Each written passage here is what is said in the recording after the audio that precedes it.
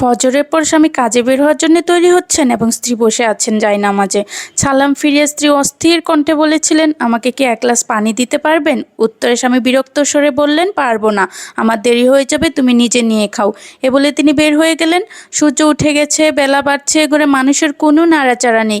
প্রতিবেশী মহিলারা ডাকাডাকি করে ঘরে প্রবেশ করে দেখে ওই নারী জায়নামাজের সিজদায় পড়ে আছেন। তারা বুঝতে পারে এই দেহে আর প্রাণ নেই। খবর পেয়ে ওনার স্বামী ছুটে এলেন। কে জানতো তিনি আজ মারা যাবেন? কে জানতো পৃথিবীর নিকট তার শেষ আফসোস ছিল এক গ্লাস পানি? বছরের পর বছর চলে যাওয়ার পরেও এটা নিয়ে ওনার স্বামীর অনুশোচনা শেষ হয়নি।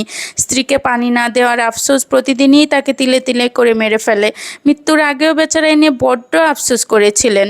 প্রিয় মানুষটির অতৃপ্ত হয়ে চলে যাওয়াটা কেউই মানতে পারে না, কিন্তু কে কবে চলে যাবে এটা আমরা বুঝতেও পারি না। জেনে বুঝে কিংবা ব্যস্ততার অজুহাতে কখনোই কারো সামান্য চাওয়া ফেলে দিবেন না। হয়তো এটাই তার শেষ চাওয়া, এটাই তার জীবনের শেষ দিন। মৃত্যু সবসময় নির্মম একটা বিষয়।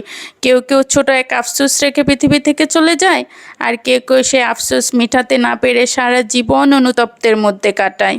আজকে সত্য একটি ঘটনা আপনাদের সাথে শেয়ার করলাম।